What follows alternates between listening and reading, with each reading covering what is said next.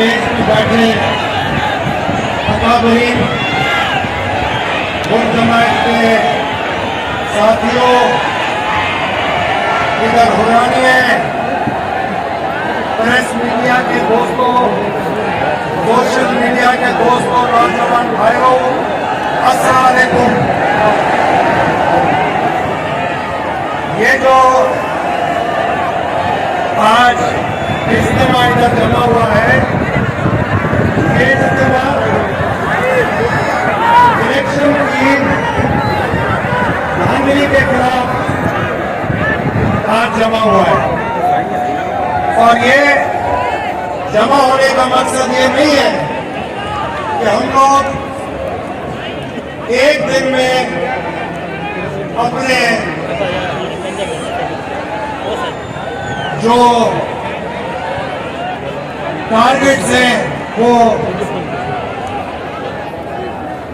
हासिल कर लेंगे। तो हमें जद्दोजहद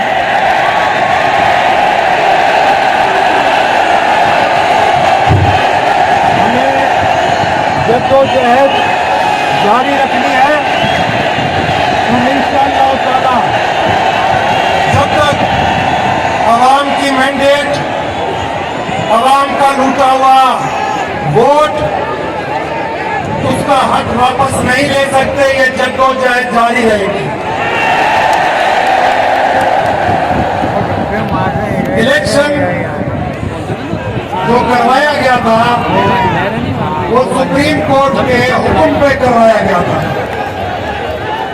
हम सुप्रीम कोर्ट की तरफ देख रहे हैं कि इस इलेक्शन को जो चुराया गया है उसका फैसला भी सुप्रीम कोर्ट सुओ वोटो देके करे, वजह इसके कि अवाम कानून की बालादस्ती हाथ से निकाल दे, लाकानूनियत फैल जाए, उससे पहले सुओ वोटो देना मैं समझता हूं बहुत जरूरी है। इसका इल्जाम किसी और पे नहीं आना, इसका इल्जाम इदारों पे आएगा, इलेक्शन कमीशन पे आएगा, ब्यूरोक्रेसी पे आएगा और उन ऑफिसरों पे आएगा जिन्हों के पेट एक बनून जिसको आवाम के टैक्स खाए चले जा रहे हैं और वो पेट फट नहीं रहा। पिछले 3 दिनों से आप और हम टेलीविजन पे लैला मजनू की प्रेस कॉन्फ्रेंसें देख रहे हैं। आधा घंटा लैला मजनू पे प्रेस कॉन्फ्रेंस कर रहे हैं, बेवजह कर रहे हैं, बेवजह। अब मुझे ये बताओ, जो करोड़ों आदमियों का मुर्शिद हो, रूहानी पेशवा हो, वो खुद फैसला करेगा या अपने जीडीए के दोस्तों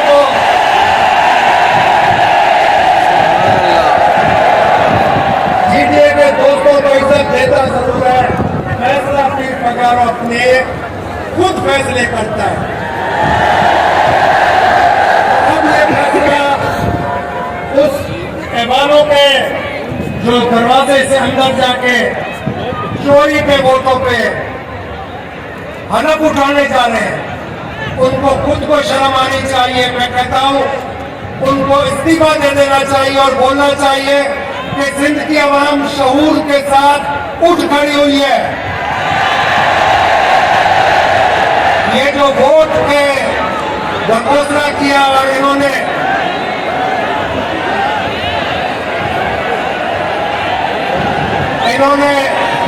जाली मैंडेट दिए, वो अब कबूल लेनी चाहिए और नए इलेक्शन के लिए खुद अनाउंस करना चाहिए। मैं एक और बात इधर कहूंगा कि लंदन से नारा लगा के लाए थे, वीर मेरा कोड़ी चढ़िया। वो वीर मेरा कोड़ी चढ़ तो आया, घोड़ा लगा हो गया। अब वो घोड़ों को टांगे गिरते थे। अब वो कह रहे हमारे पास मेजॉरिटी है, मगर वो मेजॉरिटी के बावजूद फैसला नहीं कर सक रहे, शर्म के मारे कि आए थे 2/3 मेजॉरिटी लेने, उनको 1.25 मेजॉरिटी भी नहीं मिली। तो उनको ही सोच लेना चाहिए, उनका सब कुछ बाहर है। ये गरीब आवाम का, पाकिस्तानियों का कोई मैं नहीं समझता सुनने वाला अब है। अगर अब भी होश के नाखून नहीं लिए तो कितने घर उजाड़ोगे और कितने घर उजाड़ चुके हो अब तक गलत फैसलों से। अब वक्त आ गया है, सही फैसला कर लो, वरना बहुत वक्त देखना पड़ेगा आपके बच्चों को, सबको, जो हम नहीं दिखाना चाह रहे, हम खुद भी नहीं देखना चाहते। हर चीज की हद होती है। इलेक्शन खुद करवाया, इलेक्शन की जगह सिलेक्टेड नोटिफिकेशन निकल पड़े, वोट नहीं पड़े, वोटों की जगह पे नोट पड़ गए और इलेक्शन के रिजल्ट बदल गए। मगर भारतीय वाहिद को ये सोचना पड़ेगा कि मैं जवाब दे हूं 25 करोड़ आवाम का, तो अब उसको 25 करोड़ आवाम का फैसला सुनना पड़ेगा। ये फैसला साफ है कि आप दूध के लिए बिल्ली को चौकीदारी नहीं दे सकते हो। इस वक्त माशी बहरान है पाकिस्तान में। इस माशी बहरान के लिए आप दागियों को कैसे लाके सर पे मुसल्लत कर रहे हो, और इन दागियों को कोई नहीं कबूलेगा। इन दागियों की वजह से ही तो आवाम उठ खड़ी हुई है। अल्लाह का शुक्र है, एक पीटीआई के नौजवान, एक जीडीए के नौजवान, ये दोनों मुक्त बन गए और इंशाअल्लाह मुस्तकबिल इन्हीं का होगा। हम आप सबको गुजारिश यही करेंगे, नस्लों सब हमेशा अपना दिखाया करें, ईमान की सलामती होनी चाहिए और कोई ऐसी अफवाहों पे अमल ना कीजिएगा जब तक तस्दीक ना हो किसी चीज की। मेरा ईमान है अल्लाह ताला में, इंशाअल्लाह आप लोग सुरखरू हो गए।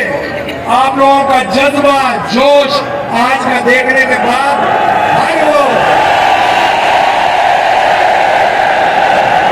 हर वो पौधे पे बैठा हुआ आदमी जो फैसला कर सकता है, उसको ये आपका जज्बा देख के, ईमान देख के जरूर एहसास होगा।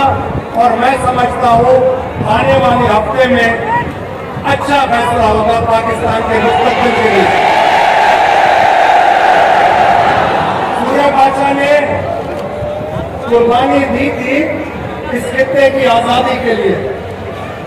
उस आजादी को रायगा जाने का मैं नहीं समझता कोई आसार नजर आ रहा है। सिंधड़ी सूरज में हो जाए और असर सुता पे हो जाओ, ये मुमकिन तो है। असली वारिस आयो सिंधड़ी का, कहाँ ही वारिस आयो और इंशाअल्लाह क़यामत तक हमारे से दो। आगे ईमान के अल्लाह ताला सलामत रखे, ताजे बचन पकड़न के आबाद रखे, इन्हें दुनिया में आखिरत में आला मकाम अता फरमाए। आमीन या रब्बुल आलमीन। पाकिस्तान जिंदाबाद, ताज सब भी जिंदाबाद।